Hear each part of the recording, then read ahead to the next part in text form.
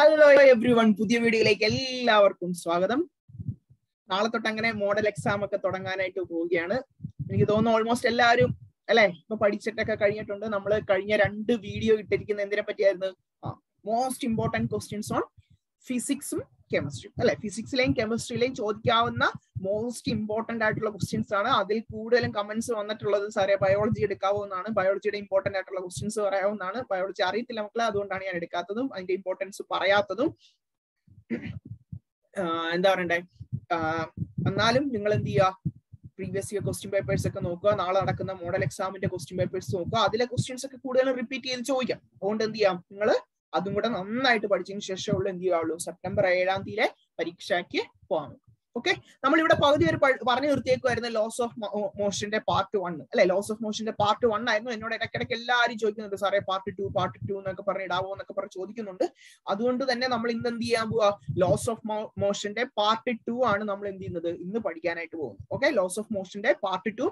Part 1 നമ്മൾ എന്ത് ചെയ്തു, 2 പോർഷൻസ് കവേർഡ് ചെയ്തു. ഇനി എന്ത് ചെയ്തു, ഇനി 2 പോർഷൻസ് കൂടെ ഉള്ളത് ഏതൊക്കെയാ? ഒന്ന് ഫ്രിക്ഷനും രണ്ടാമത്തത് സർക്കുലർ മോഷനും. ഒന്ന് ഫ്രിക്ഷൻ, രണ്ടാമത്തേതാണ് സർക്കുലർ മോഷൻ. ഇന്ന് നമുക്ക് ഈ 2 പോർഷൻ ചെയ്യാം. അതുമായിട്ട് റിലേറ്റ് ചെയ്തിട്ടുള്ള ക്വസ്റ്റ്യൻസ് ചെയ്യാം. അതിനുശേഷം എന്ത് ചെയ്യാം, നാളെ തൊട്ട് ഞാൻ കെമിസ്ട്രി വേറൊരു ചാപ്റ്ററും കൂടെ എടുക്കാം. ഓക്കെ, സോ ഇന്ന് നമ്മൾ പഠിക്കാൻ വേണ്ടി പോകുന്ന 2 പോർഷൻസ് ആണ്. ഒന്ന് ഫ്രിക്ഷനും രണ്ടാമത്തേതാ സർക്കുലർ മോഷൻ. നമുക്ക് ആദ്യം ഏതാ ഫ്രിക്ഷൻ എന്നാന്ന് നോക്കാം.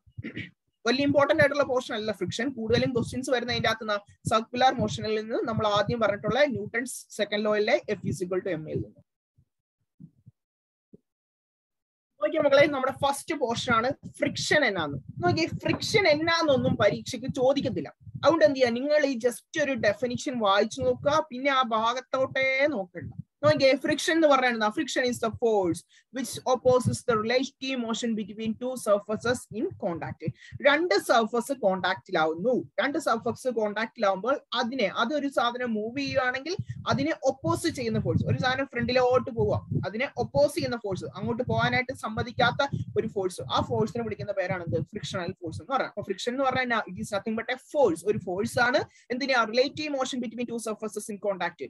കോണ്ടാക്റ്റിൽ ഇരിക്കുന്ന 2 സർഫസസിന്റെ മോഷനെ എന്ത് ചെയ്യുന്നു, റിലേറ്റീവ് മോഷനെ ഒപ്പോസ് ചെയ്യുന്നു. ഒരു സാധനം മൂവ് ചെയ്യുകയാണെങ്കിൽ അതിനെ ഒപ്പോസ് ചെയ്യുന്ന ഫോഴ്സിനെ വിളിക്കുന്ന പേരാണ് എന്ത്, ഫ്രിക്ഷൻ എന്ന് പറയുന്നത്. നിങ്ങൾ ഈ ഡെഫിനിഷൻ പഠിക്കണ്ട, വെറുതെ എന്തിനാ പഠിച്ച് നമ്മുടെ ബ്രെയിനിലെ സ്റ്റോറേജ് കളയുന്നത്. അതുകൊണ്ട് ഈ ഡെഫിനിഷൻ ഒന്നും പഠിക്കണ്ട.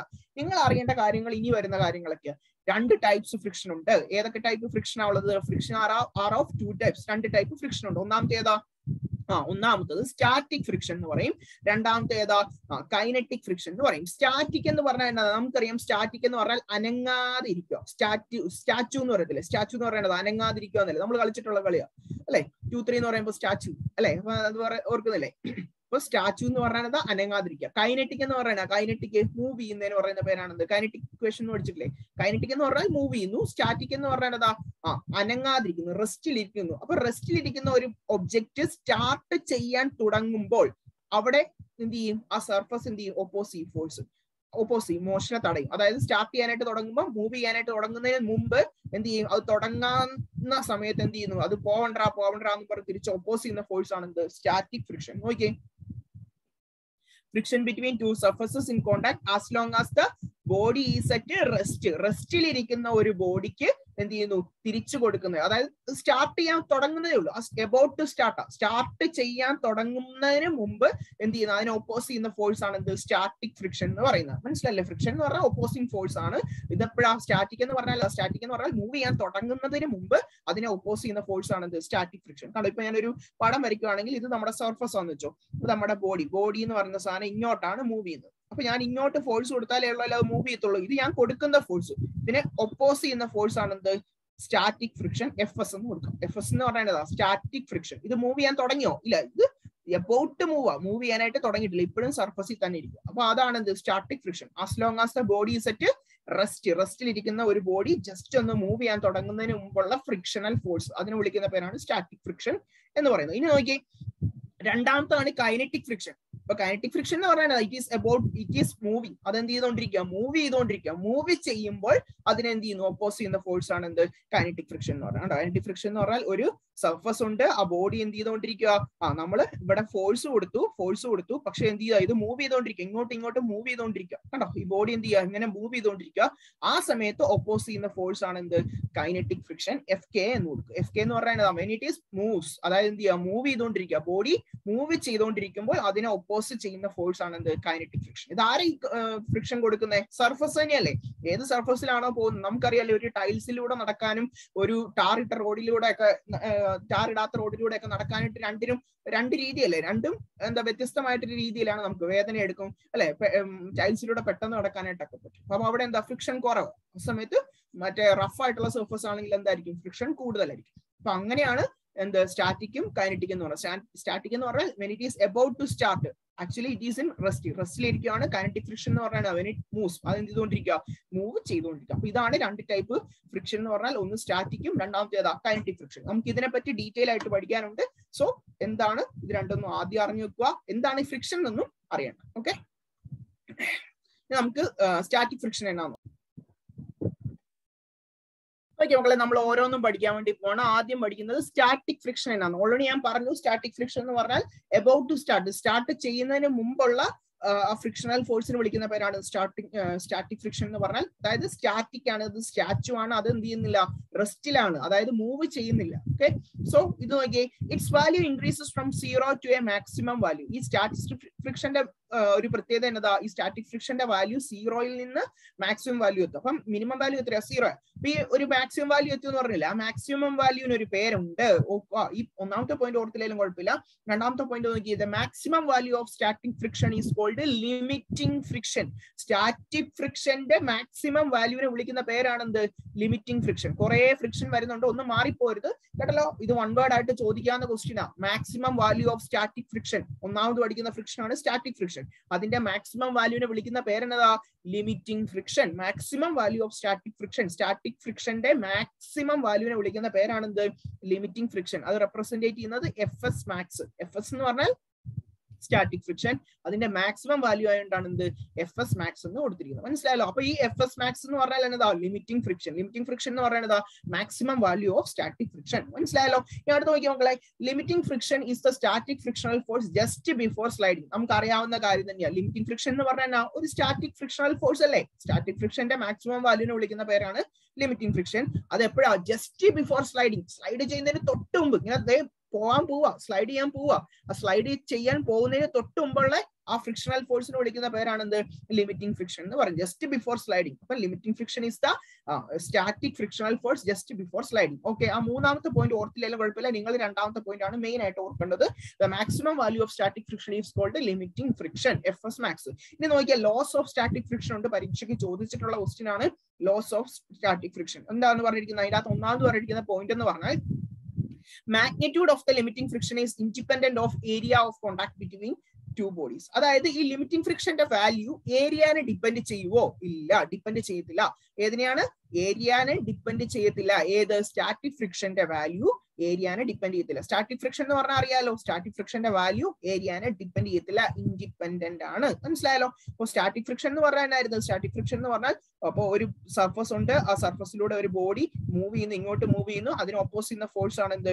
റെസ്റ്റിൽ ഇരിക്കുമ്പോൾ ഓപ്പോസ് ചെയ്യുന്ന ഫോഴ്സ് ആണ് സ്റ്റാറ്റിക് ഫ്രിക്ഷൻ. ഇത് വലിയ ഏരിയ ആണെങ്കിലും ചെറിയ ഏരിയ ആണെങ്കിലും ഒരു കുഴപ്പമില്ല. അത് ഡിപ്പെൻഡ് ചെയ്യുവോ? ഇല്ല, ഏരിയനെ ഡിപ്പെൻഡ് ചെയ്യത്തില്ല. ലിമിറ്റിംഗ് ഫ്രിക്ഷൻ ഡിപ്പെൻഡ് ചെയ്യത്തില്ല. പിന്നെ എന്തിനായിരിക്കും ഡിപ്പെൻഡ് ചെയ്യുന്നത്? ഓർത്ത് വെക്കുക, limiting friction does not depends on area of contact between the two bodies. ഏരിയനെ ഡിപ്പെൻഡ് ചെയ്യുവോ? വലിയ ഏരിയ ആണെങ്കിലും ചെറിയ ഏരിയ ആണെങ്കിലും ഒരേ ലിമിറ്റിംഗ് ഫ്രിക്ഷൻ ആയിരിക്കും. അപ്പൊ ലിമിറ്റിംഗ് ഫ്രിക്ഷൻ ഡിപ്പെൻഡ് ചെയ്യത്തില്ല ഏരിയ ഓഫ് കോണ്ടാക്ടിനെ.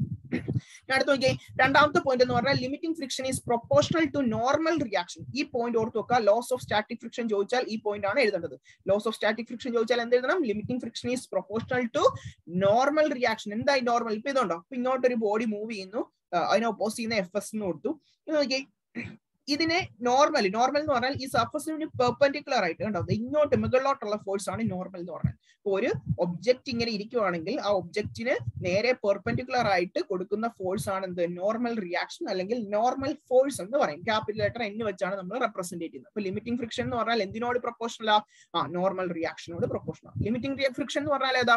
ലിമിറ്റിംഗ് ഫ്രിക്ഷൻ എന്ന് പറഞ്ഞാൽ FS മാക്സ് അല്ലെ. FS മാക്സ് എന്തിനോട് പ്രൊപ്പോർഷണൽ ആണ്? Is proportional to normal reaction, N-നോട് പ്രൊപ്പോർഷണൽ ആണ്. ഇത് നോക്കിയാൽ FS max proportional to N ആണ്, നമുക്കറിയാം. അപ്പൊ ഈ പ്രൊപ്പോർഷണാലിറ്റി സൈൻ മാറ്റാനായിട്ട് നമ്മൾ ഒരു ഈക്വൽ കൊടുക്കും അല്ലെ. പ്രൊപ്പോർഷണാലിറ്റി സൈൻ മാറ്റുമ്പോൾ ഒരു ഈക്വൽ കൊടുക്കുമ്പോൾ എന്ത് ചെയ്യണം? ഒരു കോൺസ്റ്റന്റും കൊടുക്കണം. ആ കോൺസ്റ്റന്റ് ആണ് μs, ബാക്കി എന്നതാ N. കണ്ടോ, അപ്പൊ പ്രൊപ്പോർഷണാലിറ്റി മാറി, ഡയറക്ട്ലി പ്രൊപ്പോർഷണാലിറ്റി മാറി, ഈക്വൽ ആയി. ഈക്വലിന് ശേഷം നമ്മൾ എന്ത് ചെയ്തു? ഒരു കോൺസ്റ്റന്റ് കൊടുത്തു, μs ഇൻറ്റു N എന്ന് കൊടുത്തു. മനസ്സിലായല്ലോ? അപ്പൊ FS max is equal to എന്ത് കിട്ടി?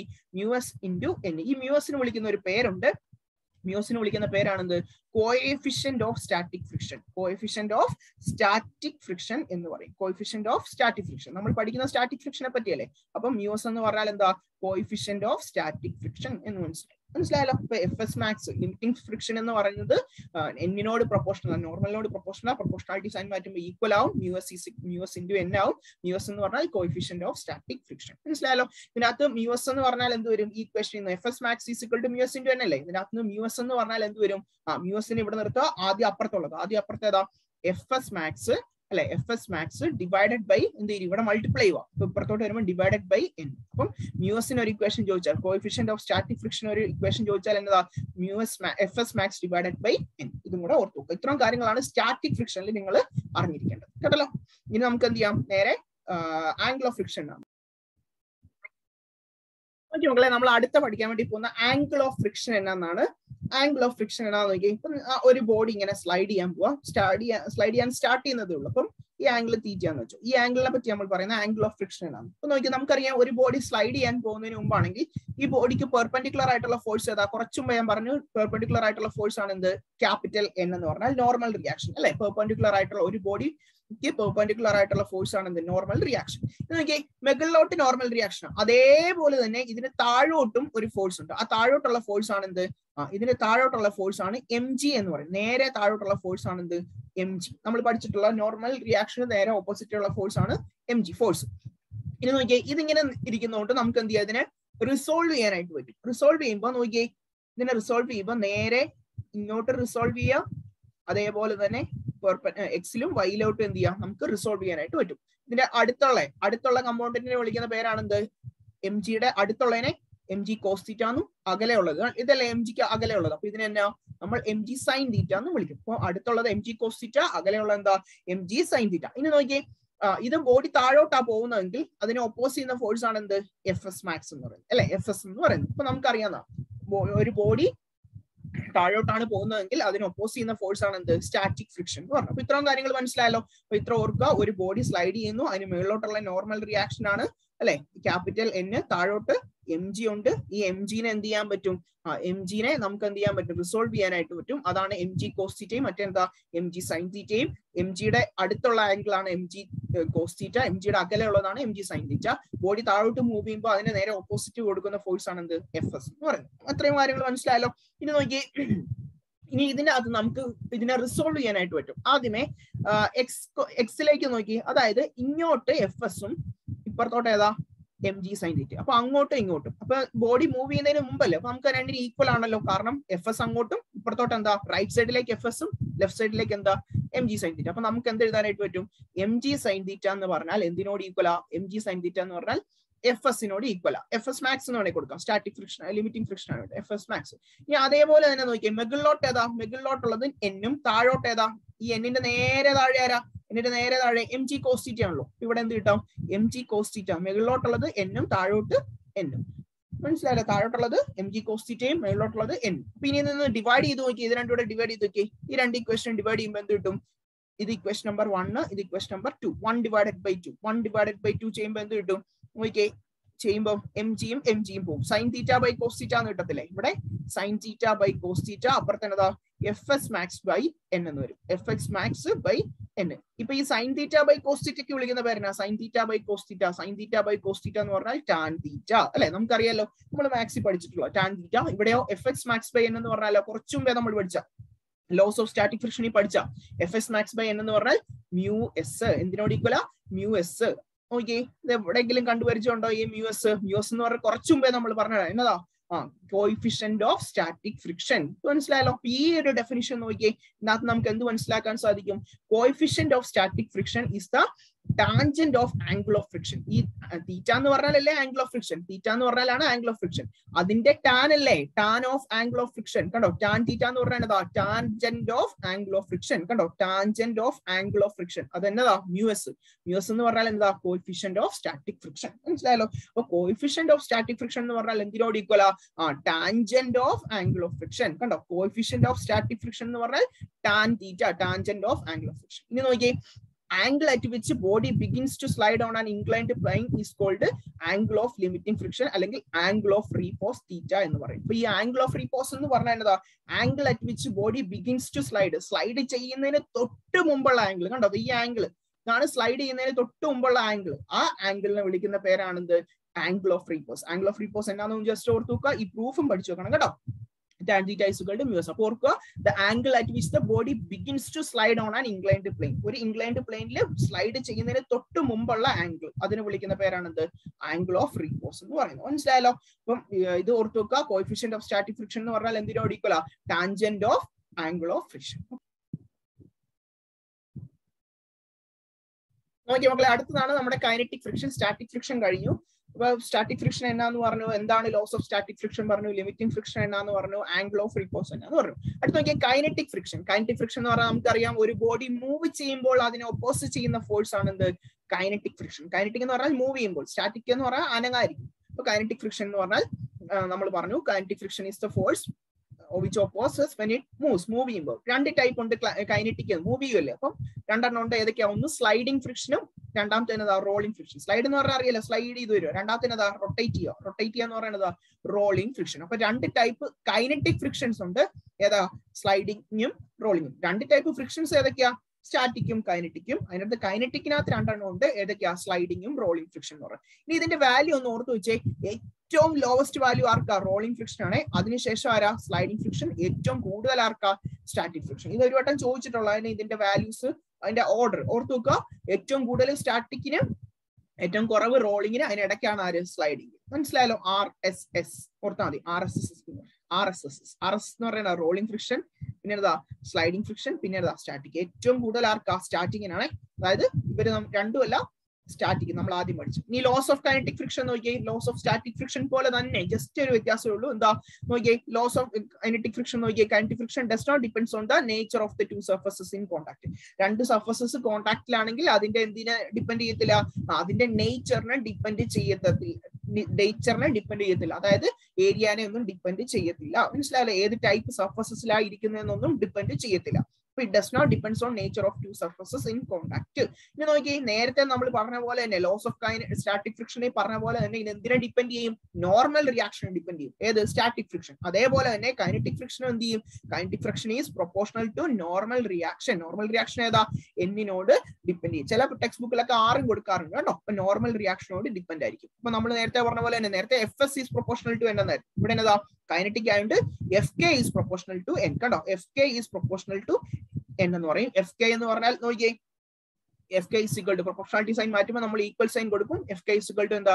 μk into N എന്ന് പറയും അല്ലെ. പ്രൊപ്പോർഷണാലിറ്റി സൈൻ മാറ്റുമ്പോൾ ഈക്വൽ ആവുമ്പോൾ പുതിയൊരു ടേം വരും, μk into N.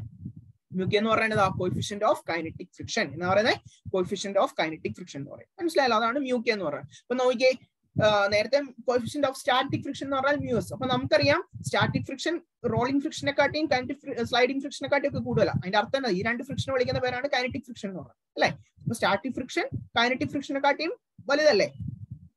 ആണല്ലോ. കൈനറ്റിക് ഫ്രിക്ഷൻ ആണ് ചെറുത്, സ്റ്റാറ്റിക് ഫ്രിക്ഷൻ ആണ് വലുത്. അതേപോലെ തന്നെ നമുക്ക് എന്ത് പറയാം? കോഎഫിഷ്യന്റ് ഓഫ് കൈനറ്റിക് ഫ്രിക്ഷൻ എന്ന് പറഞ്ഞാൽ എന്തിനെ കാട്ടിയും ചെറുതാ? കോഎഫിഷ്യന്റ് ഓഫ് സ്റ്റാറ്റിക് ഫ്രിക്ഷനെ കാട്ടിയും ചെറുതാ. ഇതും കൂടെ ഒന്ന് ഓർക്കുക. ഇതിനകത്ത് ഈ റോളിംഗ് ഫ്രിക്ഷൻ എന്നൊക്കെ പറഞ്ഞ് പഠിക്കാനൊന്നും വലുതായിട്ടില്ല. റോളിംഗ് ഫ്രിക്ഷൻ എന്ന് പറഞ്ഞാൽ അറിയാലോ, നമുക്കറിയാം ഒരു ബോഡി റോൾ ചെയ്യുമ്പോഴുള്ള ഫ്രിക്ഷനെ വിളിക്കുന്നത്. അതായത് ഒരു ബോഡി എന്ത് ചെയ്തോ ഉരുണ്ട് വരുമോ, ആ സമയത്തുള്ള ഫ്രിക്ഷൻ വിളിക്കുന്നവരാണ് റോളിംഗ് ഫ്രിക്ഷൻ. ഇത് എവിടെയാ കൂടുതൽ കാണപ്പെടുന്നത്? ഐബോൾ ഇയറിംഗ്സിനകത്തൊക്കെ, ബിയറിംഗ്സിനകത്തൊക്കെ കേട്ടോ. ഇതിനകത്തൊക്കെയാണ് കൂടുതലും കാണപ്പെടുന്നത്. അതൊന്നും ചോദിക്കാറില്ല, ജസ്റ്റ് ഒന്ന് ഓർത്തു. ഓക്കെ. മക്കളെ അടുത്ത പറയാൻ പോകുന്നത് friction as A necessary evil. അതായത് എന്താണ് ഈ നെസസറി എന്ന് പറഞ്ഞാൽ നമുക്ക് ആവശ്യമുള്ള, എവിൾ എന്ന് പറയുന്നതാ നമുക്ക് ആവശ്യമില്ലാത്ത സാധനമാണ് ഈ എവിൾ എന്ന് പറഞ്ഞത് അല്ലെ. എന്താ പറയുന്നത്, അതായത് ഇതിന് രണ്ടും ഉണ്ട്, എന്ത് അഡ്വാൻറ്റേജും ഉണ്ട് ഡിസഡ്വാൻറ്റേജും ഉണ്ട്. ഏതിന്? നമ്മുടെ ഫ്രിക്ഷൻ ഇല്ലേ, നമ്മുടെ ഫ്രിക്ഷൻ എന്തൊക്കെയുണ്ട്, അഡ്വാൻറ്റേജും ഉണ്ട് ഡിസഡ്വാൻറ്റേജും ഉണ്ട്. നമുക്ക് എല്ലാവർക്കും അറിയാവുന്ന അഡ്വാൻറ്റേജാ.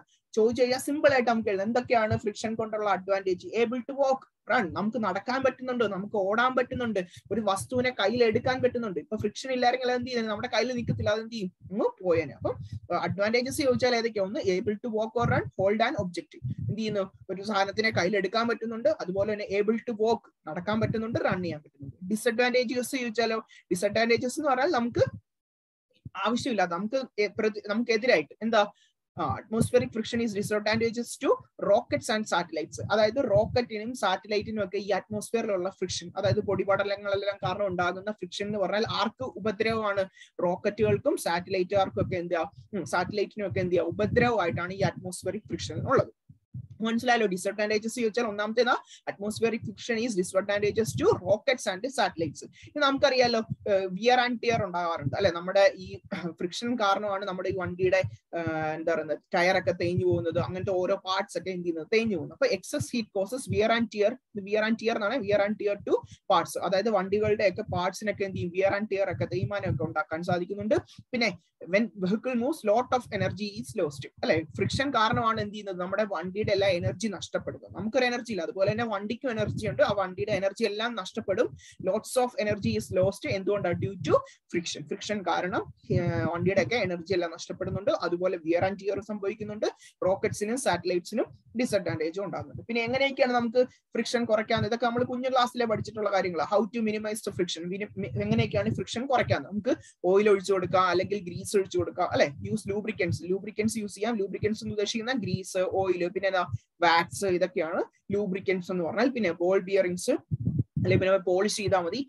പിന്നെ എന്താ, ആന്റി ഫ്രിക്ഷൻ മെറ്റൽസ്, അലോയ്സ് ഒക്കെ ഉണ്ട്. ഈ മെറ്റൽസും അലോയ്സ് ഒക്കെ യൂസ് ചെയ്ത് കഴിഞ്ഞാൽ എന്ത് ചെയ്യാൻ പറ്റും, നമുക്ക് ഫ്രിക്ഷൻ കുറെയൊക്കെ ഒഴിവാക്കാനായിട്ട് പറ്റും. അപ്പൊ ഇത് അഡ്വാൻറ്റേജും ഉണ്ട്, നമുക്ക് നടക്കാനും ഓടാനൊക്കെ പറ്റുന്നുണ്ട്. ഡിസഡ്വാൻറ്റേജും ഉണ്ട്, അത് കൂടുതലും വണ്ടികൾക്കൊക്കെയാണ്. പിന്നെ മിനിമൈസ് ചെയ്യാനുള്ള വഴികൾ മനസ്സിലായല്ലോ. ലൂബ്രിക്കൻസ് യൂസ് ചെയ്യുക, ബോൾ ബിയറിംഗ്സ് യൂസ് ചെയ്യുക, പോളിഷ് ചെയ്യുക, അല്ലെങ്കിൽ എന്താ ആന്റി ഫ്രിക്ഷൻ മെറ്റൽസോ അല്ലെങ്കിൽ അലോയ്സ് ഒക്കെ യൂസ് ചെയ്യുക. അപ്പൊ ഇതെത്രയാണ് നമുക്ക് ഫ്രിക്ഷനെ പഠിക്കാനായിട്ടുള്ളത്. ഇനി നമുക്ക് പഠിക്കാനായിട്ടുള്ളത് സർക്കുലർ മോഷൻ. അപ്പൊ നമ്മുടെ മൂന്നാമത്തെ പോർഷനും കഴിഞ്ഞു, ഫ്രിക്ഷനും. അടുത്തായിട്ട് നമുക്ക് അറിയേണ്ടതാണ് സർക്കുലർ മോഷൻ. നമ്മുടെ ലാസ്റ്റ് ടോപ്പിക്. ഇതിന്റെ അകത്തുനിന്ന് ഒരു ക്വസ്റ്റ്യൻ ഉറപ്പായിട്ടും ചോദിക്കുന്നതാണ് ഈ സർക്കുലർ മോഷൻ. ഞാൻ പറഞ്ഞിട്ടുള്ള 10 ക്വസ്റ്റ്യൻസിൽ 10 ഇമ്പോർട്ടന്റ് മോസ്റ്റ് ക്വസ്റ്റ്യൻസിൽ ഒരു പോർഷൻ ആണ് ഇത്, സർക്കുലർ മോഷൻ. അതിലെ ബാങ്കിങ് ഓഫ് റോഡ്. ഓക്കെ, അപ്പൊ സോ അത് വരുന്നതിന് മുമ്പ് നമുക്ക് കുറച്ച് കാര്യങ്ങൾ അറിയാനുണ്ട്. സർക്കുലർ മോഷൻ എന്ന് പറഞ്ഞാൽ അറിയാലോ, നമുക്കറിയാം സർക്കുലർ ഷേപ്പിൽ എന്ത് ചെയ്യുന്നു, റൊട്ടേറ്റ് ചെയ്യുന്നു അല്ലെ. ആ ഒരു ടൈപ്പ് ഓഫ് മോഷനെ വിളിക്കുന്ന പേരാണിത് സർക്കുലർ മോഷൻ. അതായത് റൊട്ടേഷൻ, സർക്കുലർ ഷേപ്പിൽ മൂവ് ചെയ്യുന്നു, അതിനെ വിളിക്കുന്ന പേരാണ് സർക്കുലർ മോഷൻ. അപ്പൊ ഇതിനെന്തുണ്ട്, സർക്കുലർ മോഷനിൽ ഇമ്പോർട്ടന്റ് ആയിട്ട് ഓർത്തിരിക്കുന്ന 2 കാര്യങ്ങളാണ് സെൻട്രിപെറ്റൽ ആക്സിലറേഷനും അതുപോലെ തന്നെ സെൻട്രിപെറ്റൽ ഫോഴ്സും. സെൻട്രിപെറ്റൽ ആക്സിലറേഷൻ എന്ന് പറയുന്നത് acceleration of A body moving in A circular path. അതായത് ഒരു സർക്കുലർ പാത്തിൽ മൂവ് ചെയ്യുന്ന ഒരു ഒബ്ജക്റ്റിന് ഉണ്ടാകുന്ന ഒരു ആക്സിലറേഷൻ. നമുക്കറിയാലോ, സർക്കുലർ മോഷനിലല്ലേ, സർക്കുലർ പാത്തിലല്ലേ ഫോളോ ചെയ്യുന്നത്. അപ്പൊ സർക്കുലർ മോഷനിൽ മൂവ് ചെയ്യുമ്പോൾ അതിനുണ്ടാകുന്ന ആക്സിലറേഷനെ വിളിക്കുന്ന പേരാണെന്ത്, സെൻട്രിപെറ്റൽ ആക്സിലറേഷൻ. അതിന്റെ പ്രത്യേകത എന്ന് പറഞ്ഞാൽ അത് എങ്ങോട്ട് ആക്ട് ചെയ്യുന്നത്, ടുവേർഡ്സ് ദ സെന്റർ. അത് എങ്ങോട്ട് ആക്ട് ചെയ്യുന്നത്, ടുവേർഡ്സ് ദ സെന്റർ. സെന്ററിലേക്കാണ് സർക്കുലർ centripetal acceleration act ചെയ്യുന്നുണ്ടോ. The acceleration of a body moving in a circular path. Circular pathil move ചെയ്യുന്ന ഒരു ബോഡിക്ക് ഉണ്ടാകുന്ന acceleration and it is directed towards the center. സെന്ററിലേക്ക് ആക്ട് ചെയ്യുന്ന ആ ആക്സിലറേഷനെ വിളിക്കുന്ന പേരാണ് സെൻട്രിപെറ്റൽ ആക്സിലറേഷൻ. ആക്സിലറേഷൻ ഒരു ഇക്വേഷൻ ഉണ്ട്. ആ ആക്സിലറേഷന്റെ ഇക്വേഷൻ എന്താ, v²/r. v എന്ന് പറഞ്ഞാൽ എന്താ, v എന്ന് പറഞ്ഞാൽ velocity of the moving body. v എന്ന് പറഞ്ഞാൽ velocity of the moving body. r എന്ന് പറഞ്ഞാൽ ഏത് ടൈപ്പ് ഓഫ് സർക്കുലർ മോഷൻ ആണോ അല്ലെങ്കിൽ ഏത് സർക്കിൾ ആണോ അതിന്റെ റേഡിയസ്. r എന്ന് പറഞ്ഞാൽ എന്താണ്, റേഡിയസ്. v എന്ന് പറഞ്ഞാൽ എന്താണ്, വെലോസിറ്റി. ഓക്കെ, അപ്പോ ആക്സിലറേഷന്റെ ഇക്വേഷൻ ഓർത്തു വെക്കുക, v²/r. കുറെ സ്ഥലത്ത് ഇത് യൂസ്ഫുൾ ആണ്. ഓർക്കുക, ആക്സിലറേഷൻ ടുവേർഡ്സ് ദ സെന്റർ, സെന്ററിലേക്കാണ് ആക്ട് ചെയ്യുന്നത്. അപ്പൊ ഈ ഒരു ഫോഴ്സ് ഉണ്ടാവുമല്ലോ, ഫോഴ്സ് പ്രൊവൈഡിങ് ഫോർ ആക്സിലറേഷൻ. ഈ സെൻട്രിപെറ്റൽ ആക്സിലറേഷന് പ്രൊവൈഡ് ചെയ്യുന്ന ഒരു ഫോഴ്സ് കൊടുക്കാതെ ആക്സിലറേഷൻ ഉണ്ടാകത്തില്ലല്ലോ. ആ ഫോഴ്സ് ആണ് the force providing for centripetal acceleration എന്ന് വിളിക്കുന്ന പേരാണ് എന്ത്, സെൻട്രിപെറ്റൽ ഫോഴ്സ്. അപ്പൊ സെൻട്രിപെറ്റൽ ഫോഴ്സ് എന്ന് പറഞ്ഞാൽ എന്താ, ഈ ആക്സിലറേഷന്, സെൻട്രിപെറ്റൽ ആക്സിലറേഷന് കൊടുക്കാനായിട്ട് യൂസ് ചെയ്യുന്ന force, the force providing for centripetal acceleration, അതിനെ വിളിക്കുന്ന പേരാണ് എന്ത്? Centripetal force. നമുക്കറിയാം ഫോഴ്സിന്റെ ഇക്വേഷൻ എന്താ? ഫോഴ്സ് എന്ന് പറഞ്ഞാൽ mass into acceleration, mass into acceleration. Acceleration എന്ന് പറഞ്ഞാൽ ഇവിടെ എന്താ? v square by R. അതുകൊണ്ടാണ് F = m ഇൻറ്റു എയുടെ സ്ഥാനത്ത് എന്ത് കൊടുത്തിരിക്കുന്നത്? v square by R. കണ്ടോ, ഇവിടെ a = v square by R അല്ലേ? അതുകൊണ്ടാണ് F = എന്ത് കൊടുത്തിരിക്കുന്നത്? m into v square by R. Motion of a car on a curved level road. എന്താ ഈ കർവ്ഡ് ലെവൽ റോഡ് എന്ന് പറയുന്നത്? അപ്പൊ ഒരു കാർ മൂവ് ചെയ്യുകയാണ്. നമുക്ക് ഇവിടെ ഒരു പടം കൊടുത്തിട്ടുണ്ട്, കാറായിട്ട് അസ്യൂം ചെയ്യുക. കാർ മൂവ് ചെയ്യുന്നു. ആ കാർ മൂവ് ചെയ്യുമ്പോൾ അതെന്തില്ല? ഒരു കർവ്ഡ് എന്ന് പറയുന്നത് വളഞ്ഞ്, അതൊരു ലെവൽ റോഡാണ്. അതിന്റെ അകത്ത് എന്താ? പൊങ്ങ് താഴ്ചയൊന്നുമില്ല, നേരെ. അത് നമുക്ക് വേറെ പഠിക്കാനുണ്ട്, ബാങ്കിങ് ഓഫ് റോഡ് എന്ന് പറഞ്ഞാൽ. ഇത് പക്ഷെ എന്താ? കർവ്ഡ് ആയിട്ടുള്ള ലെവൽഡ് റോഡല്ല, പൊങ്ങിയും താങ്ങിയൊന്നുമില്ല, ലെവൽ ആയിട്ടുള്ള റോഡാണ്. അപ്പൊ നോക്കിയാൽ മക്കളെ, നമുക്കറിയാം ഒരു കാർ ഇങ്ങനെ നേരെ ഓടിച്ചോണ്ട് വരും. നേരെ ഓടിച്ചു വരുമ്പോൾ നല്ല സ്പീഡിലാണ് വരുന്നത്. പക്ഷെ ആ പെട്ടെന്നൊരു വളവ് വന്നു. വളവ് വരുമ്പോൾ അതേ സ്പീഡിൽ തന്നെ വളയ്ക്കാൻ പറ്റുമോ? ഇല്ല, നമുക്ക് ആർക്കും, അതായത് പ്രോ റൈഡേഴ്സ് ആണെങ്കിൽ പോലും അവർക്കും അങ്ങനെ വളയ്ക്കാനായിട്ട് പറ്റത്തില്ല. അപ്പൊ നമ്മൾ എന്ത് ചെയ്യുന്നു? ഒരു സ്പീഡിൽ വരുന്നു, പെട്ടെന്നൊരു വളവ് വരുന്നു. വളവ് വരുമ്പോൾ നമ്മൾ എന്ത് ചെയ്യും? ഓട്ടോമാറ്റിക്കലി ഗിയർ ഡൗൺ ചെയ്തിട്ട് എന്ത് ചെയ്യും? സ്പീഡ് കുറയ്ക്കും അല്ലെ? അപ്പൊ സ്പീഡ് കുറയ്ക്കും. അപ്പൊ എന്ത് ചെയ്യുന്നു? ഒരു കർവ്ഡ് റോഡിലൂടെ വരുമ്പോഴേക്കും എന്ത് ചെയ്യും? ഒരു സ്പീഡ് കുറയ്ക്കും. അപ്പൊ നോക്കിയാൽ ആ ഒരു സിറ്റുവേഷൻ ആണ് നമ്മൾ ഇവിടെ മെൻഷൻ ചെയ്തിരിക്കുന്നത്. അതായത് motion of a car on a curved level road. ഇവിടുത്തെ ശ്രദ്ധിക്കണം, ലെവൽ ആണ്. മറ്റേത് ബാങ്കിങ് ഓഫ് റോഡ് എന്ന് പറയുന്നത് നമ്മൾ കുറച്ച് കഴിയുമ്പോൾ പഠിക്കും. ഇവിടെ കർവ്ഡ് ലെവൽ റോഡ്. അപ്പൊ നോക്കിയാൽ അതിന്റെ ഒരു പടമാണ് ഇവിടെ കൊടുത്തിരിക്കുന്നത്. ഒരു കാർ മൂവ് ചെയ്യുന്നു. നമുക്കറിയാം മുകളിലോട്ട് ആക്ട് ചെയ്യുന്ന ഫോഴ്സ് എപ്പോഴും എന്താ? മുകളിലോട്ട് ആക്ട് ചെയ്യുന്ന ഫോഴ്സ് നോർമൽ റിയാക്ഷൻ n ആണ്. താഴോട്ട് ആക്ട് ചെയ്യുന്ന ഫോഴ്സ് ആണ് എന്ത്? mg. ഇത് നമുക്ക് എപ്പോഴും അറിയാവുന്ന കാര്യം. മുകളിലോട്ടുള്ളത് നോർമൽ റിയാക്ഷൻ, താഴോട്ടുള്ള എന്താ? mg. ഇനി നോക്കിയേ, ഇത് ബോഡി ഇങ്ങോട്ടാണ് മൂവ് ചെയ്യുന്നതെങ്കിൽ അതിനെ ഒപ്പോസ് ചെയ്യുന്ന ഫോഴ്സ് ആണ് എന്ത്? സ്റ്റാറ്റിക് ഫ്രിക്ഷൻ എന്ന് പറഞ്ഞത് അല്ലെ? ബോഡി മൂവ് ചെയ്യുമ്പോൾ അതിനെ ഒപ്പോസ് ചെയ്യുന്ന ഫോഴ്സ് ആണ് എന്ത്? Frictional force, static friction. കണ്ടോ? അപ്പൊ നോക്കിയേ, ഒന്ന് വെയിറ്റ് ഓഫ് ദ കാർ, താഴോട്ട് ആക്ട് ചെയ്യുന്ന ഫോഴ്സ് mg എന്ന് പറയും. ഈ 3 ഫോഴ്സസ് ആണ് ഇതിനകത്ത് ആക്ട് ചെയ്യുന്നത്. ഒന്ന് താഴോട്ട് ആക്ട് ചെയ്യുന്ന ഫോഴ്സ് mg. ഇനി നോക്കിയേ, രണ്ടാമത്തെ നോർമൽ റിയാക്ഷൻ, മുകളിലോട്ടുള്ളത് നോർമൽ റിയാക്ഷൻ, പിന്നീട് ഫ്രിക്ഷണൽ ഫോഴ്സ്, അത് നമുക്കറിയാം.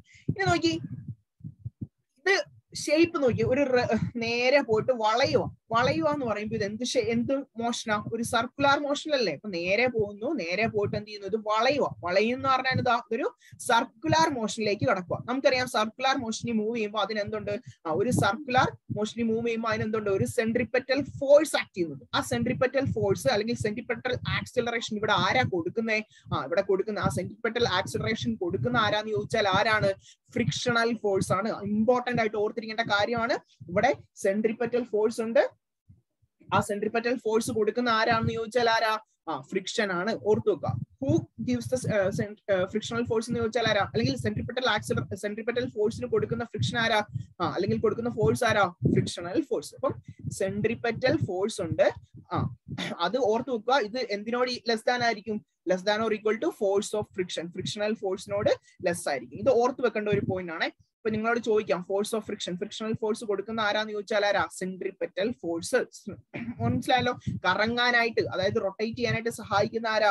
Frictional force. ഇത് മനസ്സിലായല്ലോ? ഇത് കറങ്ങാനായിട്ട് സഹായിക്കുന്ന ഫോഴ്സ് ഏതാന്ന് ചോദിച്ചാൽ ഏതാ? Force of friction. മനസ്സിലായല്ലോ? സെൻട്രിപെറ്റൽ ഫോഴ്സ് കൊടുക്കുന്ന ആരാ? Force of friction. Centripetal force കൊടുക്കുന്ന ആരാ? Force of friction. ഓർത്ത് നോക്കി, ഈ സെൻട്രിപെറ്റൽ ഫോഴ്സ് എന്ന് പറഞ്ഞാൽ നമുക്കറിയാം mv²/r അല്ലെ? സെൻട്രിപെറ്റൽ ഫോഴ്സ് എന്ന് പറഞ്ഞാൽ, അല്ലെങ്കിൽ സെൻട്രിപെറ്റൽ ഫോഴ്സ് എന്ന് പറഞ്ഞാൽ എന്താ? mv²/r. അത് എന്തിനോട് ഈക്വൽ ആയിരിക്കും?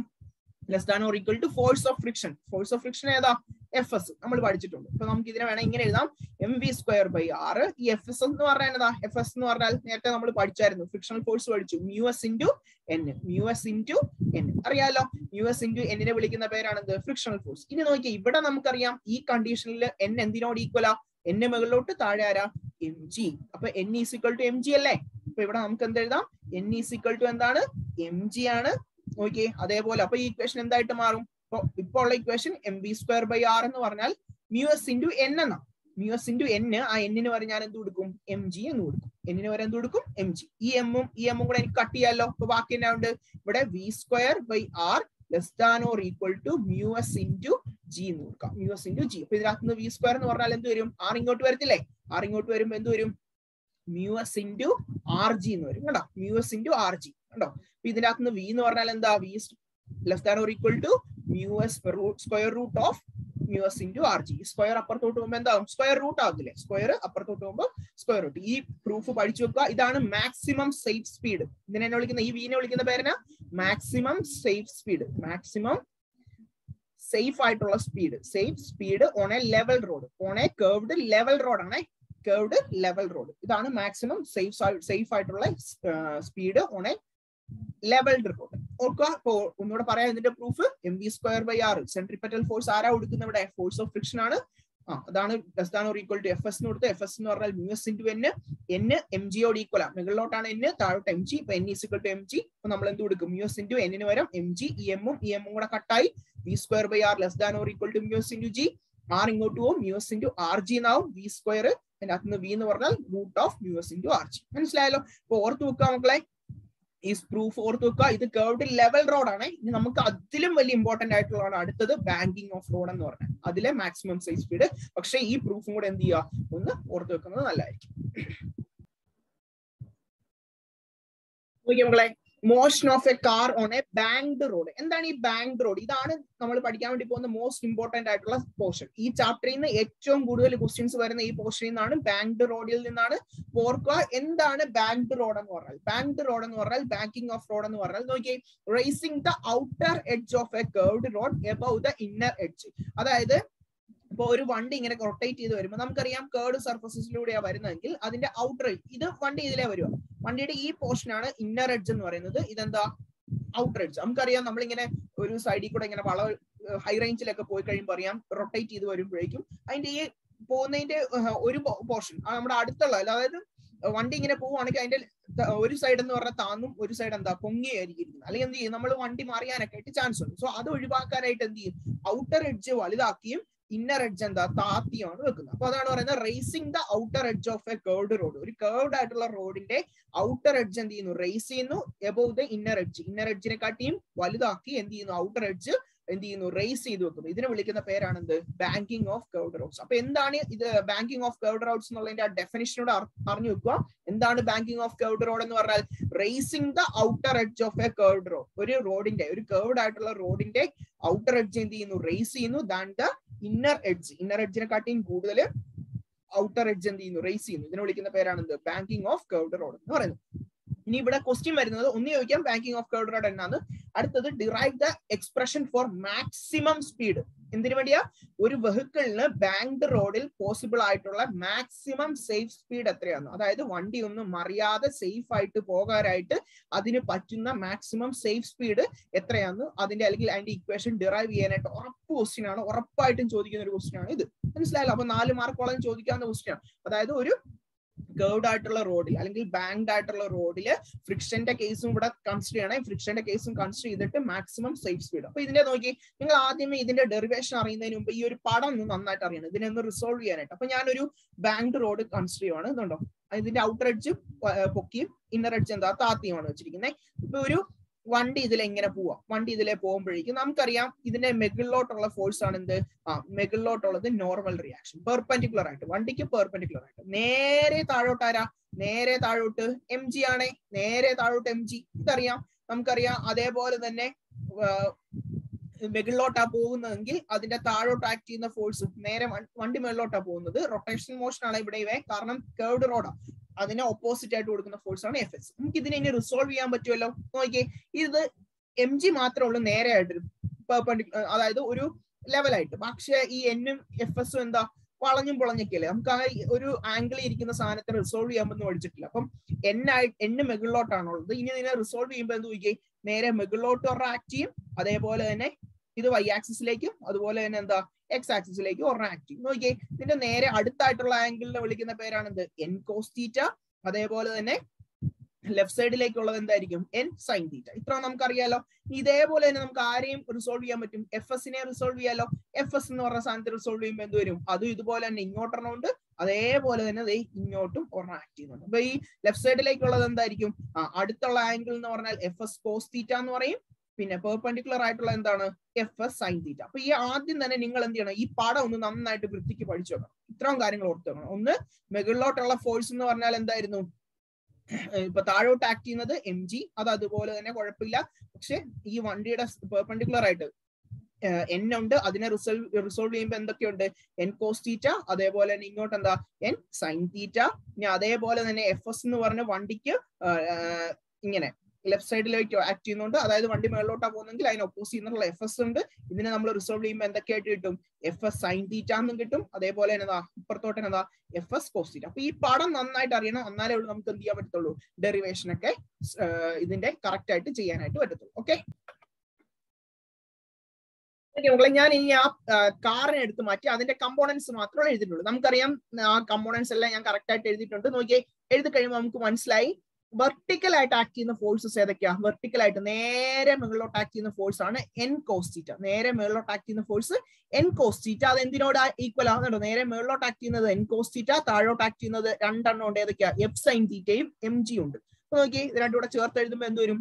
mg plus F sin θ എന്ന് കിട്ടും. mg plus F sin θ. ഇനി ഇതിനകത്ത് നിന്ന് ഒരു mgക്ക് ഒരു ഇക്വേഷൻ ഉണ്ടാക്കിയേ. ഇതിനകത്ത് നിന്ന് N cos θ അവിടെ ഉണ്ട്, N cos θ ഉണ്ട്.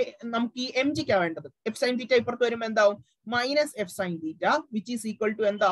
mg. മനസ്സിലായല്ലോ? ഒറ്റ കാര്യമുള്ള ചെയ്തുള്ളൂ. N cos θ അവിടെ നിർത്തി, F sin θ ഇങ്ങോട്ട് കൊണ്ടുവരുമ്പോൾ minus F sin θ which is equal to mg. മനസ്സിലായല്ലോ? നമ്മൾ വെർട്ടിക്കൽ ആയിട്ടുള്ള കമ്പോണൻസ് മാത്രം എടുത്തു. N cos θ യും mg sin θ, mg F sin θ. അപ്പൊ N cos θ is equal to mg F sin θ. അതിനകത്ത് F sin θ ഇപ്പുറത്ത് വന്നു. അപ്പൊ N cos θ minus F sin θ is equal to mg. ഇത് നോക്കി, രണ്ടാമത് നമുക്ക് ഹൊറിസോണ്ടൽ കമ്പോണന്റ് എടുക്കാം. ഹൊറിസോണ്ടൽ ആയിട്ട് ലെഫ്റ്റ് സൈഡിലേക്ക് ആക്ട് ചെയ്യുന്ന ഏതൊക്കെയാ? N sin θ ഉണ്ട്, അതേപോലെ തന്നെ F cos θ ഉണ്ട്. നോക്കിയേ, N cos θ യും N sin θ യും F cos θ യും ആണ് ലെഫ്റ്റ് സൈഡിലേക്ക് ആക്ട് ചെയ്യുന്നത്. മക്കളെ ഇത് നോക്കി, ഇത് നമുക്ക് അറിയാവുന്ന കാര്യമാണ്. ഹൊറിസോണ്ടൽ ആണെങ്കിൽ അതിനെ ബാലൻസ് ചെയ്യാനായിട്ട് നമ്മൾ നേരത്തെ പഠിച്ചായിരുന്നു, സെൻട്രിപെറ്റൽ ഫോഴ്സ് ഉണ്ട് അല്ലെ? സെൻട്രിപെറ്റൽ ഫോഴ്സ് ആണ് ഇതിനെ ഒപ്പോസ് ചെയ്യാനായിട്ടുള്ള ഫോഴ്സ്. ഫോഴ്സ് ഓഫ് ഫ്രിക്ഷൻ, ഫ്രിക്ഷനെ ഒപ്പോസ് ചെയ്യാനായിട്ടുള്ള ഫോഴ്സ് എന്താണ്? Centripetal force. അതാണ് mv²/r എന്ന് കിട്ടും. ഇപ്പൊ നമുക്ക് ഇപ്പൊ രണ്ട് ഇക്വേഷൻ ആയല്ലേ? രണ്ടാമത്തെ ഇക്വേഷൻ എന്താ? N sin θ plus F cos θ is equal to എന്താണ്? mv²/r എന്ന് കിട്ടി. ഇതിന് ഞാൻ ഇക്വേഷൻ നമ്പർ 2, ആദ്യം ഇക്വേഷൻ നമ്പർ 1, ഇത് ഇക്വേഷൻ നമ്പർ 2. ഇനി ഇത് തമ്മിൽ എന്ത് ചെയ്യാൻ പോയി? ഞാൻ അങ്ങോട്ട് ഡിവൈഡ് ചെയ്യാൻ പോയി. Equation 1 dividing by 2. ഇക്വേഷൻ 1നെ 2 കൊണ്ട് ഡിവൈഡ് ചെയ്യുമ്പോൾ എന്ത് കിട്ടും? നമുക്കറിയാം, ഇത് നേരെ അങ്ങോട്ട് എഴുതിയാൽ മതി. എന്ത് കിട്ടും? ഡിവൈഡ് ചെയ്യുമ്പോൾ എന്ത് കിട്ടും? ഒന്നാമത്തെ equation N cos θ minus F sin θ which is equal to mg. Divide ചെയ്യുമ്പോൾ ഈ എമ്മും കൂടെ പോവേ. അപ്പൊ നമുക്ക് മുകളിൽ g മാത്രം ഹോൾ ഡിവൈഡഡ് ബൈ ഇവിടെ എന്നാ ഉണ്ട്? N sin θ plus F cos θ which is equal to v²/r. v²/r ഉണ്ട്. ആ r എങ്ങോട്ട് പോകും? നേരെ മുകളിലോട്ട് പോകും. കണ്ടോ, ഇവിടെ v²/r അല്ലേ? v²/r നേരെ എന്ത് ചെയ്യും? മുകളിലോട്ട് പോകും. മനസ്സിലായല്ലോ? അപ്പൊ ഇത്രയും കാര്യം മനസ്സിലായി. ഇതിനെ എന്ത് ചെയ്തു? ജസ്റ്റ് ഒന്ന് ഡിവൈഡ് ചെയ്തു. N cos θ മേളത്തെ അതേ ഇക്വേഷൻ ഡിവൈഡ് ചെയ്യുമ്പോൾ എമ്മും പോവും. g/v²/r ആണ്. r നേരെ മേളിൽ പോയി rg ഡിവൈഡഡ് ബൈ v². ഇത്ര മനസ്സിലായല്ലോ? ഇനി എന്നാ ചെയ്യാൻ വേണ്ടി പോകുന്നതെന്ന് വെച്ചാൽ, ഞാൻ എന്ത് ചെയ്യുന്നു? ഈ എല്ലാ ഇക്വേഷനെയും ഈ ഇതിന്റെ ലെഫ്റ്റ് സൈഡിൽ മൊത്തം N cos θ കൊണ്ട് ഡിവൈഡ് ചെയ്യാൻ പോവാ. എന്തുകൊണ്ട് ഡിവൈഡ് ചെയ്യാൻ പോവാ? N cos θ ഉണ്ട്. അപ്പം ഇക്വേഷൻ ഫുൾ എന്തുകൊണ്ട് ഡിവൈഡ് ചെയ്യാൻ പോവാ? N cos θ കൊണ്ട് ഡിവൈഡ് ചെയ്യുന്നു. അപ്പൊ N cos θ കൊണ്ട് ഡിവൈഡ് ചെയ്യുമ്പോൾ എന്ത് കിട്ടും? ഓരോന്നിനെ N cos θ by N cos θ minus അടുത്ത എന്നതാ? F sin θ by N cos θ. ഇവിടെ എന്നതാ? gr അല്ലെങ്കിൽ rg ഡിവൈഡഡ് ബൈ v² ഉണ്ട്. ഹോൾ ഡിവൈഡഡ് ബൈ ഇവിടെയും ഓരോ ടേമിനെയും എന്തുകൊണ്ടാ? N cos θ ഉണ്ട്. ആദ്യത്തെ term N sin θ divided by എന്താ? N cos θ. അതേപോലെ തന്നെ F cos θ ഉണ്ട്. F cos θ എന്തുകൊണ്ട് ഡിവൈഡ് ചെയ്തു? N cos θ കൊണ്ട് ഡിവൈഡ് ചെയ്തു. ഇപ്പൊ ഈ എന്തുകൊണ്ടാ സാറേ റൈറ്റ് സൈഡിൽ ഡിവൈഡ് ചെയ്യാന്ന് വെച്ചാൽ, അത് ഡിവൈഡ് ചെയ്താൽ എന്ത് ചെയ്യും? രണ്ട് വെട്ടിപ്പോ അല്ലെ? അപ്പൊ നോക്കിയേ, N cos θ എല്ലാത്തിനെയും ഓരോന്നിനെ N cos θ കൊണ്ട് ഡിവൈഡ് ചെയ്തു. അപ്പൊ N cos θ by N cos θ same number അല്ലേ? രണ്ടും വെട്ടിപ്പോ. എത്ര കിട്ടി? N cos θ by N cos θ എന്ന് പറഞ്ഞാൽ 1 മൈനസ് ഇവിടെയോ F/n ഉണ്ട് അല്ലെ? F/n ഉണ്ട്. F/n ഉണ്ട്. ഇവിടെ N sin θ അല്ല, N cos θ ആണ്. N cos θ കൊണ്ടാണ് ഡിവൈഡ് എല്ലാം N cos θ ഉണ്ട്. അപ്പം F sin θ divided by N cos θ. F/n എഴുതി. sin θ ബൈ cos θ എന്ന് കിട്ടും. sin θ ബൈ cos θ എന്താ? tan θ. sin θ by cos θ tan θ divided by ഇവിടെ എന്നാ ഉണ്ട്? എന്നും വെട്ടിപ്പോയി. sin θ ബൈ cos θ വീണ്ടും sin θ ബൈ cos θ എന്താ? tan θ. ഇവിടെയും F/n ഉണ്ട്. cos θ യും വെട്ടിപ്പോകും. അപ്പൊ tan θ പ്ലസ് എന്ത് കിട്ടി? F/n എന്ന് കിട്ടി. അപ്പൊ റൈറ്റ് സൈഡിൽ മാറ്റമില്ല. rg by v². നോക്കിയേ, നമുക്കറിയാം ഈ F/n എന്നാണ് നമ്മൾ ഓൾറെഡി പഠിച്ചിട്ടുള്ള അല്ലെ? മ്യൂസിനെ വിളിക്കുന്ന പേരാണെന്ത്? F/n എന്ന് നമ്മൾ ഓൾറെഡി പഠിച്ചിട്ടുണ്ട്. അപ്പൊ ഈ F/n അല്ലെങ്കിൽ മ്യൂ എന്ന് വിളിക്കാം. നേരത്തെ Fs max ബൈ n എന്നായിരുന്നു നമ്മൾ മ്യൂ എന്ന് വിളിച്ചു. അപ്പം അതേപോലെ തന്നെ മ്യൂസിന് നമുക്ക് എന്ത് കൊടുക്കാം? F/n എന്ന് കൊടുക്കാം. 1 മൈനസ് ഈ F/n എന്ന് പറയാൻ എന്ത് കൊടുക്കും? മ്യൂ എന്ന് കൊടുക്കും. Coefficient of friction into tan θ divided by ഇവിടെ എന്നതാ? tan θ പ്ലസ് വീണ്ടും F/n. F/n എന്ന് പറയുന്നത് mu which is equal to rg by v². എനിക്ക് v²-നല്ലേ ഇക്വേഷൻ വേണ്ടത്? എനിക്ക് വേണ്ട ഇക്വേഷൻ ഏതാ? v². അപ്പൊ ഞാൻ ഇവിടെ എന്നാ ചെയ്യാൻ നോക്കിയേ. എനിക്ക് വേണ്ടത് v². അപ്പൊ ഇത് താഴെ കിടക്കുന്നു. ഇതിനെ ഒന്ന് തിരിച്ചിടുമ്പോ എല്ലാം ഒന്ന് തലതിരിച്ചെഴുതിക്കേ. ഇപ്പൊ എന്ത് കിട്ടും? നേരത്തെ 1 മൈനസ് മ്യൂ ടാൻ തീറ്റ മേളിലായിരുന്നു. അപ്പൊ ഇത് എങ്ങോട്ട് പോകും? താഴോട്ടാവും. 1 മൈനസ് മ്യൂ ടാൻ തീറ്റ എന്നാവും. താഴെയുള്ള ആരാ? ടാൻ തീറ്റ പ്ലസ് മ്യൂ അല്ലെങ്കിൽ മ്യൂ പ്ലസ് ടാൻ തീറ്റ. അത് താഴെ എന്നുള്ളത് നേരെ എന്ത് ചെയ്യും? മുകളിലോട്ടായി. ഇവിടെയോ R G by V square. അത് തിരിച്ചിടുമ്പോ എന്താവും? V square by R G. മനസ്സിലായല്ലോ? ഇനി നോക്കിയേ, എനിക്ക് വേണ്ടത് വി സ്ക്വയർ. എനിക്ക് വേണ്ടത് വി സ്ക്വയർ. അപ്പൊ വി സ്ക്വയറിനെ മാത്രം അവിടെ നിർത്തി. ബാക്കി ഇതിനെ അങ്ങോട്ട് കൊണ്ടുപോയി ഇവിടെ താഴെയുള്ള സാധനം അപ്പുറത്തോട്ട് പോകുമ്പോ എന്താവും? ഇപ്പൊ എന്താവും? ഇത് എന്താവും? V square is equal to ഇത് ഇങ്ങോട്ട് പോകുമ്പോ എന്താവും? ആർ ജി ആദ്യം എഴുതി മൾട്ടിപ്ലൈ ചെയ്യത്തില്ല. ഇവിടെ താഴെ ഡിവൈഡ് ആയിരുന്നു, ഇങ്ങോട്ട് പോകുമ്പോൾ multiply. Mu plus tan theta divided by താഴെ എന്നാണ്ട് 1 മൈനസ് മ്യൂ ടാൻ തീറ്റ. അപ്പൊ എന്ത് കിട്ടി? ഇക്വേഷൻ കിട്ടിയില്ലേ? വി സ്ക്വയറിനെ അവിടെ നിർത്തി. ലെഫ്റ്റ് സൈഡിൽ ആർ ജി ഇങ്ങോട്ട് പോയി. Mu plus tan theta into R G. കണ്ടോ? R G into mu plus tan theta divided by 1 minus mu tan theta. എനിക്ക് വേണ്ടത് വി സ്ക്വയർ ആണോ? എനിക്ക് വേണ്ടത് വി ആ, അതായത് സ്ക്വയർ റൂട്ട് എടുക്കാം. സ്ക്വയർ റൂട്ട് ഓഫ് ഇതിന്റെ സ്ക്വയർ റൂട്ട് ഏത് കിട്ടി? സ്ക്വയർ റൂട്ട് ഓഫ് എന്ത് കിട്ടും? R G into mu plus tan theta divided by എന്ത് കിട്ടി? 1 മൈനസ് മ്യൂ ടാൻ തീറ്റ. ഇതാണ് എന്തിന്റെ ഇക്വേഷൻ? നമുക്ക് വേണ്ട maximum safe speed of a vehicle on a banked road. മനസ്സിലായല്ലോ? മാക്സിമം സേഫ് സ്പീഡ് മനസ്സിലായല്ലോ? ഇത് ഫ്രിക്ഷനും കൂടെ കൺസിഡർ ചെയ്തിട്ടുള്ളതാണ്. Maximum safe speed on a എന്താ? Banked level road. ബാങ്ക്ഡ് ആയിട്ടുള്ള ലെവൽ റോഡില് പോസിബിൾ ആയിട്ടുള്ള സ്പീഡാണ് ഇത് കൊടുത്തിരിക്കുന്നത്. Equal to R G into mu plus tan theta. ഈ ഡെറിവേഷൻ എന്ത് ചെയ്യുക? നിങ്ങൾ നന്നായിട്ട് പഠിച്ചു വെക്കുക. ഇത് ഉറപ്പായിട്ടും ചോദിക്കുന്ന ഒരു ക്വസ്റ്റൻ ആണ് ഇത്, ഈ ഡെറിവേഷൻ എന്ന് പറയുന്നത്. അപ്പൊ ഇതുകൊണ്ട് എന്ത് ചെയ്യുക? നന്നായിട്ട് ഈ ഡെറിവേഷൻ പഠിച്ചു വെക്കുക. ഇനി ഒരു കാര്യം കൂടെ ഓർക്കുക. ഒരു കാര്യം ഓർക്കണ്ടേന്ന് പറഞ്ഞാൽ ഇതിന്റെ അകത്ത് നമുക്ക് ഇപ്പൊ നമ്മൾ പറഞ്ഞിരിക്കുന്നത് ഫ്രിക്ഷൻ കൺസിഡർ ചെയ്തിട്ടാ. ഇപ്പൊ വിത്തൗട്ട് ഫ്രിക്ഷൻ ആണെങ്കിലോ? ഇപ്പൊ വിത്തൗട്ട് ഫ്രിക്ഷൻ ആണെങ്കിൽ എന്ത് സംഭവിക്കും? വിത്തൗട്ട് ഫ്രിക്ഷൻ ഇപ്പൊ നമ്മൾ ഫ്രിക്ഷൻ വെച്ചിട്ടാണ് പറഞ്ഞിരിക്കുന്നത്. വിത്തൗട്ട് ഫ്രിക്ഷൻ ആണെങ്കിൽ മ്യൂ ഉണ്ടാവുമോ? മ്യൂ ഇസ് ഈക്വൽ ടു എന്താവും? 0 ആവും. Mu is equal to 0. അപ്പൊ മ്യൂ ഇല്ലാതെ എന്ത് ഒരു ഇക്വേഷൻ? V is equal to R G into mu ഉണ്ടാവും? ഇല്ല, മ്യൂ ഇല്ല. കാരണം എന്നതാ? ഫ്രിക്ഷൻ ഇല്ല. അപ്പൊ ബാക്കി എന്നാ ഉണ്ട്? ടാൻ തീറ്റ ഡിവൈഡഡ് ബൈ ഇവിടെയോ 1 മൈനസ് മ്യൂ 0 ആയി. ഇത് ഇത്ര ആയി. അപ്പം എന്ത് കിട്ടും? 1 മൈനസ് 0 എന്ന് കിട്ടും. ഇതിനെ ചെറുതാക്കുമ്പോൾ എന്ത് കിട്ടും? V is equal to R G tan theta എന്ന് കിട്ടും. ഇത് എപ്പോഴാ? ഇത് വിത്തൗട്ട് ഫ്രിക്ഷനിൽ ബാങ്ക്ഡ് റോഡിൽ. മനസ്സിലായല്ലോ? ഇപ്പൊ ചെയ്ത കാര്യങ്ങൾ മനസ്സിലായല്ലോ? നേരത്തെ ചെയ്ത പോലെ തന്നെ നമ്മൾ എന്ത് ചെയ്തു? ആദ്യം വെർട്ടിക്കൽ എടുത്തു, N cos theta which is equal to M G plus F sine തീറ്റ.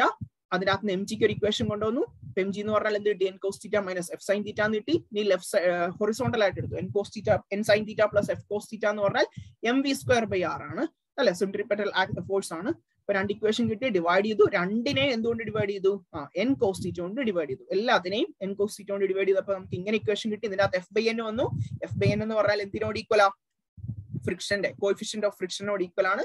അങ്ങനെ എഫ് ബൈ എന്നിന് വരും മ്യൂ സബ്സ്റ്റിറ്റ്യൂട്ട്. മനസ്സിലായല്ലോ? ഈ പ്രൂഫ് എന്ന് പറയുന്നത് എന്താണ്? ഉറപ്പായിട്ടും ചോദിക്കുന്ന ക്വസ്റ്റ്യൻ ആണ്, ഇമ്പോർട്ടന്റ് ആയിട്ടുള്ള ഒരു ക്വസ്റ്റ്യൻ. അപ്പൊ മക്കളെ ഇത്രയൊക്കെയാണ് ഈ ചാപ്റ്ററിൽ പറഞ്ഞിട്ടുള്ളത്. ഇതുമായിട്ട് റിലേറ്റ് ചെയ്തിട്ടുള്ള പ്രോബ്ലംസും ചോദിക്കാം. ഡയറക്റ്റ് അവർ മ്യൂ സബ്സ്റ്റിറ്റ്യൂട്ട് ചെയ്യുന്ന ടൈപ്പിലുള്ള ക്വസ്റ്റ്യൻസ് ആയിരിക്കും. സോ അതും കൂടെ എന്ത് ചെയ്യുക? നന്നായിട്ട് പഠിച്ചു വെക്കുക. ബാക്കി നമ്മൾ ഈ പോർഷനിലുള്ള എല്ലാം കവർ ചെയ്തിട്ടുണ്ട്. സോ നന്നായിട്ട് ഈ വീഡിയോ സ്കിപ്പ് ചെയ്യാതെ തുടക്കം തൊട്ട് അവസാനം വരെ കാണുക. ഡൗട്ട്സ് ഉണ്ടെങ്കിൽ നിങ്ങൾ കമന്റ് സെക്ഷനിൽ ഇടുക, അല്ലെങ്കിൽ വാട്സ്ആപ്പ് ഗ്രൂപ്പുകളിൽ ചോദിക്കുക. നാളെ തൊട്ട് മോഡൽ എക്സാം എഴുതാൻ തുടങ്ങാൻ പോവാണ്. സോ നന്നായിട്ട് പഠിക്കുക, നല്ല മാർക്ക് മേടിക്കുക. എല്ലാവർക്കും ഓൾ ദ ബെസ്റ്റ്. നന്നായിട്ട് പഠിച്ച് നല്ല മാർക്ക്. ഓക്കെ, ഒരു പുതിയ വീഡിയോ ആയിട്ട് വീണ്ടും വരാം. അതുവരേക്കും